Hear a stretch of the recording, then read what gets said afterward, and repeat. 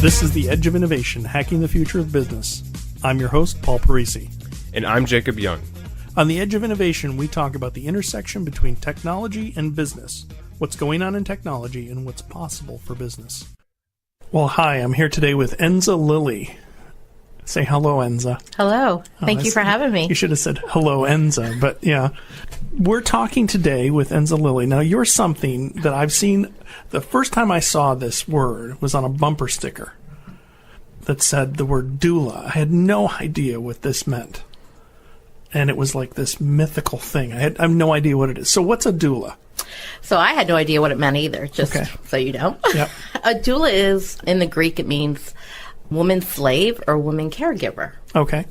So we give basically physical, emotional, educational, and spiritual support to a mom in labor, usually a little bit before labor, during labor, and within those couple hours after labor.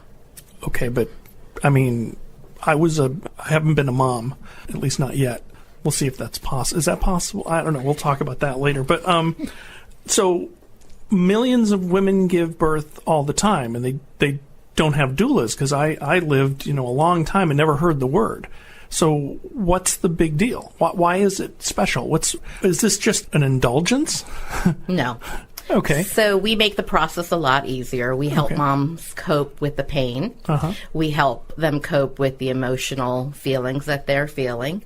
We educate them so they know what to expect, how to talk to an OB, how to talk to a midwife. And I think the most important thing is that we offer continuity of care. Okay. Nurses and midwives are wonderful, but they come and go. They have shifts. Mm-hmm. I don't have a shift. Okay, so let's stop. Let's imagine somebody doesn't know anything about this, because we have a fairly eclectic audience, from single guys to, engineers to women who are professionals to moms, all sorts of different people. So they're all going to be coming at a different level. So let's try and define some of the terms. So a woman gets pregnant. She goes to her doctor. You're pregnant. And they then tell them something.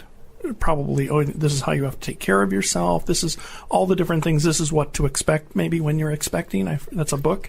Not that we're plugging the book, but it's a good title. And so at some point, somebody must introduce this concept of a doula, or, a midwife, or I'm not going to go and have my baby in a hospital. And so there's all these things swirling around. And I can't imagine having to make all these decisions with such a life-changing event. And so why does somebody go out and choose a midwife or a birthing center or a hospital? So what are some of the reasons and the thoughts sort of going on and swirling around in couples' heads as they're thinking about how to get this human here? Okay, so some of the questions that they deal with are, how crunchy are they? Mm-hmm. And by crunchy, I mean, how natural are they? Okay. Are they seeking no medical interventions at all? So, can you have a baby with no medical interventions? Totally. And that's usually where I play a really big role, because you're not giving an epidural, which stops the pain from your waist down. Okay. You're not getting narcotics. Okay. You're basically just... And why so crunchy is a good word. So I'm more interested in natural things. So I don't want to buy canned fruit. I want to buy fresh fruit. Correct. Okay. So, and I want crunchy granola as opposed to processed food, processed cereal. Correct. So, but that's a predisposition, I guess, with a person generally. Somebody that says, gee, I'm not going to buy processed food. I don't go to McDonald's. I'm going to eat real food that came from a farm or even from a farm nearby. So there's sort of a spectrum. Right. So you have a woman who's pregnant, and, there was a shift, it seems like, because everybody I know, almost everybody, 40 years or older, was born in a hospital. What hospital were you born in? Or, you were born in this hospital. So that change occurred. When did that change occur? Do you know? Or how did you perceive that? Okay, let me take you way back when. Our grandmothers, great-grandmothers. Yeah, exactly. They had babies at home. Okay. It was all about home birth. No one ever thought about going to the big city hospital. Interesting. So I'm not quite sure of the year, but somewhere in, maybe early 1930s, 1940s, everyone decided the safest place to be was in a hospital. Okay. So the trend towards home births and birth centers went away because now you had these OBs who had, great medical training. And now, as the years have gone by, we're going back. Well, what was the reason why the hospital sounded good? Because if there were complications... they'd have the equipment and the people. Equipment, the surgeons. Okay, correct. So that was the reason. That seemed like a valid reason, at least sitting here with, looking at it back 70 or 80 years ago. Isn't that still the case now? Or can we just see better? Because I imagine you can tell when working with a client whether they're going to be complicated or not. Correct. We have the technology now. Okay. We have ultrasounds. We have blood tests. We have midwives who are now trained professionally. Whereas in, the good old days, you had grandma. Okay, well, what's a midwife, though? So a midwife is usually a certified nurse who has trained in midwifery care. So they can do everything an OB can do. They deliver the baby, they're hands-on. But they're not a doctor. They're not a medical doctor. Okay, so they don't perform C-sections. Okay. So, but they also, all right, so a midwife is really just a doctor. It's like a physician's assistant. If you go to your doctor and they're too busy, you can meet with a nurse practitioner, I guess. Right. They're a little bit more than that. Yeah. They do the whole care. They're the whole, from the beginning to the end. And so let's just zoom forward to time around delivery. And I imagine this is where, well, I don't know, it'll be interesting how your value breaks down, because you're there and your job is to be there for the mom, to support the mom, and I would imagine even the family, the dad, etc., to offer a continuity as opposed to a nurse that just stops in every hour and goes to lunch and then goes home. Correct. So you must have to, do you stay with the mom the whole time? I do. Oh, come on. I mean, you must leave and go shower and change. I do not. Wow. So you're there with her and supporting her. I am there whether she's in labor for 2 hours or 2 days. Okay. My longest birth has been 73 hours. 73 hours. Wow. Gosh, how many days is that? 24? A little over 3 days. 3 days. Wow. Yes. Oh, my gosh. So just let's take a little brief Eddie here on the stream. How crunchy was she? Very crunchy. This was a home birth. Okay, so she was committed. She was committed. Was there waxing and waning during that at the, the 50th hour, or at what point, what was the emotional roller coaster that she went through? It's like, well, maybe I've bit off more than I can chew. Get this baby out of me.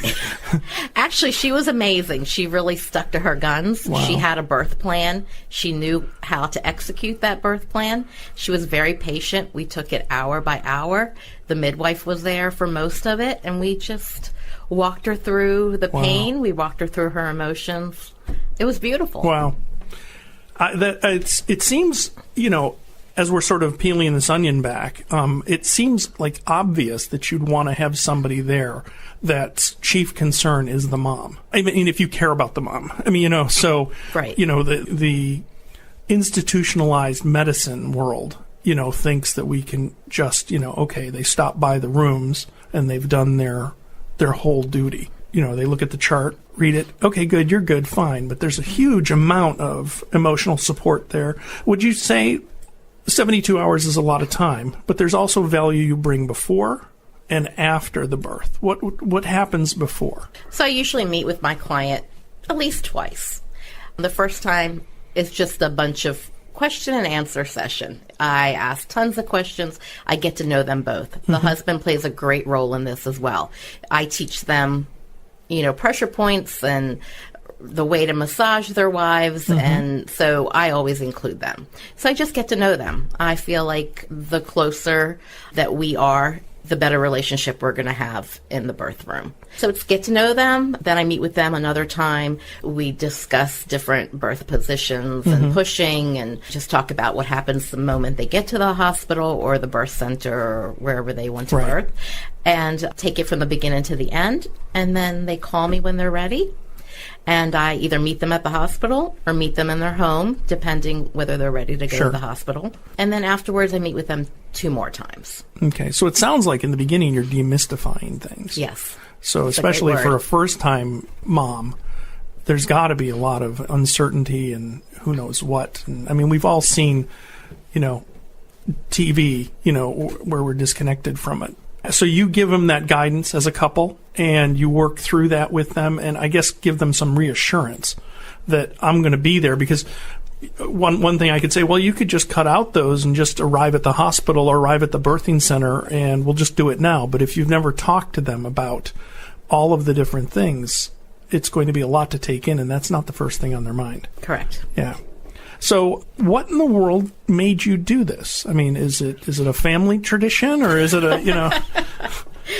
It is not. So right about the time I hit 39 and was about to hit 40, a couple months after that, my youngest had started kindergarten. Okay. And I just knew there had to be more than just scrubbing the pee off the back of the toilet every day.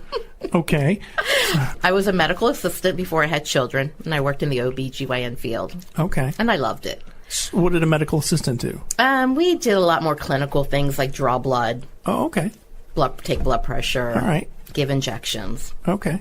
I knew I didn't want to go back to that. So I thought I would do some midwifery, look into some midwifery classes, perhaps become a midwife. When I looked into it, I realized that I needed nursing school. Oh, I see. At almost 40 years old. Right. I was way too tired to go back to How long would it college. have taken to go back? 4 years. 4 more years. Wow. 4 more years. Okay. Plus your midwifery training. Okay. So probably at least another 5 years. Okay. So a midwifery friend of mine knew that I, was struggling to do something back into that maternity care, and she knew how much I loved the maternity world and had a love, to take care of women and children. And so she pointed me to the doula direction. And like I said before, I'd never heard of the word doula. Right. I had no idea what it meant. Right. So I just did the research, found a certifying organization, and voila. Wow. And how many kids have you helped bring into the world? I am at 202. Wow.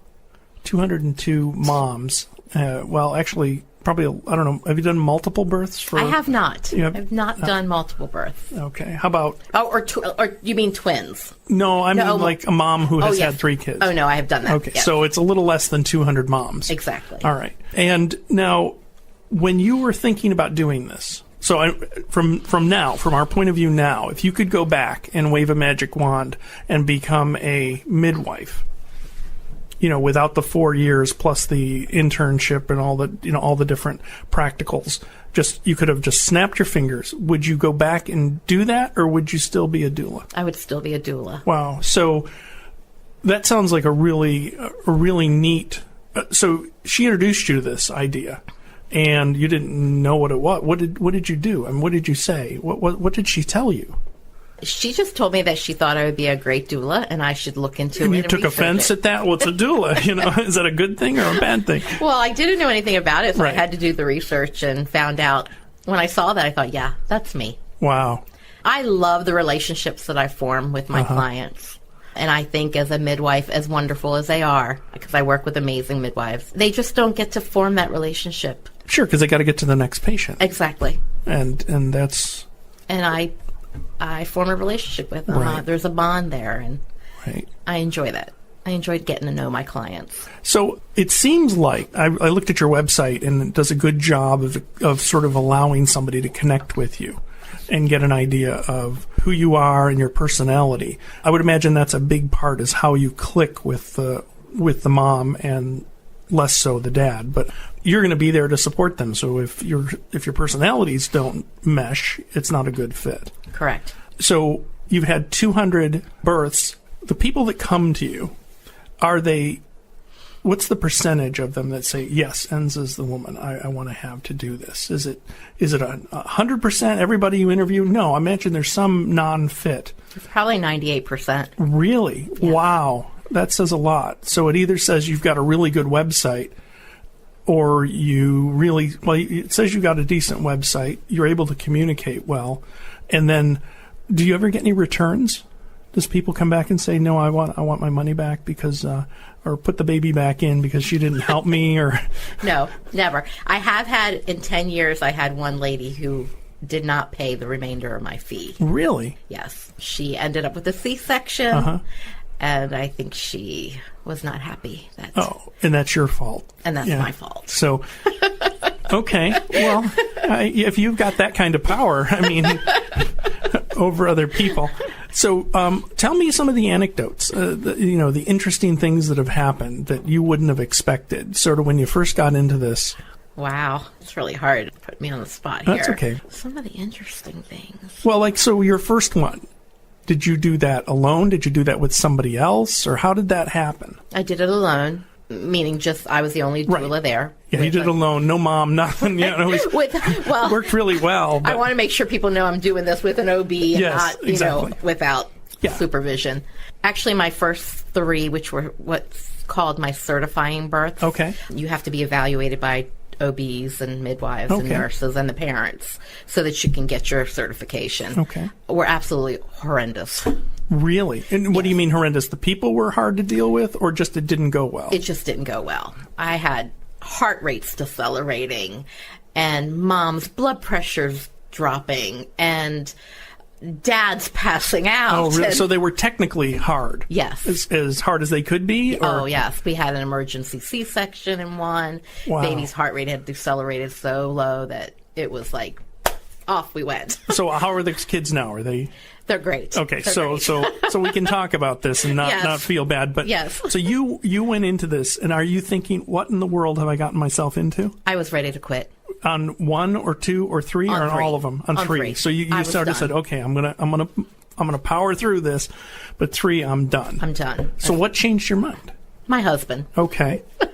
He's really good about saying, this is something you started and you're good at what you're doing and I want you to continue doing it. And I reluctantly said, okay, I'll give it one more shot. And actually, birth number 4 was fantastic. It was everything that I expected it to be. So how were your reviews after 1, 2, and 3, and then after 4? What were the feedback from the moms and the parents? Actually, the feedback was great. Okay. They knew that it wasn't something that I had control over. Sure. Yeah. That's. There was little things. Nice. I mean. I can't remember that far back. But, just little things that I could improve on. Maybe a technique. Right. Or maybe not to be so timid. I see. Good points. Yeah. Nowadays, I'm a little bit more. Yeah, what's best. Exactly. You've been there. So you've moved around a lot because I know you've shared that your husband was in the military. So the military has this habit of moving people all around the country. So you've actually started this business how many times? Wow. 1, 2, 3, 4 times. 4 times. And you were successful on all of them. So that's a pretty big deal. I mean, 99% of small businesses fail, I think, or some ridiculous number. Now you're now in Massachusetts on the North Shore, and you have started. When did you start offering your services in Massachusetts? November of 2011. Okay, and how has that gone? Well, the first 6 months were really rough. I had no bites at all. Okay, but that's pretty typical of all my moves. And then after that, I started with a few in the Concord area, actually, of Mass. Then it kind of trickled a little bit into Boston, and then finally into the North Shore. Interesting. Well, that's interesting. So what's the difference between now and then? I think now I have a better relationship with the midwives and the OBs, All right. Especially at the local hospital. So community, really building up that community. Yes. And actually, I have a great website. Okay. From the moment my website was redesigned last year. Yeah. And within a year, my business really has doubled. And I really do think it's because of the website with fresh and new content. Right. Well, and it's, we do a lot of websites. We actually helped build Enza's website. A website in your position, in your career, your product that you're offering is really, if you're buying a car, you can see them on the road and you say, oh, that's a cool car. I'd like to go see that. You might go to a dealer then to test drive it. You might want to know some things about it, so you go to the website for more details. But your website has a specific challenge of really introducing you because, is she nice? Is she gruff? Is she this? Is she that? And trying to evoke a personality through a website is really hard. Your old website did a good job of that. I do think the new one does a better job of that. And you've had feedback from your clients that's been very effective. I have had, I think almost every single one of my clients has said to me, I knew you from the moment I met you on your website. Wow. They said your website just brings out your personality. Well, you have a big personality, a delightful personality. So it's, it's a lot easier to show that through when it's truly there, than trying to take somebody that's, a curmudgeon, like, who would it be? Who would be a good example without, I'm thinking of, the Grinch, maybe, if you put that face on there, it's not going to come across warm and fuzzy. And so I think, just your whole personality, just your whole demeanor comes through on the website. And then you have a lot of good testimonials and comments from other people, which are really helpful. And, as we advise people who are building websites, you really want to think about that. No matter what business you're in. I mean, this is an incredibly personal business. It's a very personal decision to have somebody there while you're giving birth and after that. So we've been talking with Enza Lilley of A Mommy's Friend Doula Service. What's the actual title? A Mommy's Friend? Mommy's Friend Doula Service. And she's headquartered or really works geographically out of the North Shore of Massachusetts into Boston. And she helps moms bring new people into the world. Thank you for having me. Absolutely. It's been a pleasure.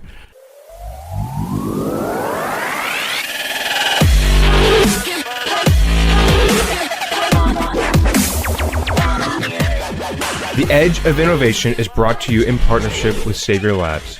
Savior Labs exists to help businesses mature and strategize for the future. Learn more about Savior Labs at saviorlabs.com. Thank you for listening to this episode of The Edge of Innovation, Hacking the Future of Business. For the show notes and more information about Paul, please visit paulparisi.com. The Edge of Innovation is produced by Jacob Young in conjunction with copious amounts of coffee. Music on today's episode was from bensound.com. Paul can be found on Twitter at pdparisi and on LinkedIn at linkedin.com/pdparisi. This episode, like all our episodes, is transcribed and available at paulparisi.com. Thanks for listening, and we'll see you next week.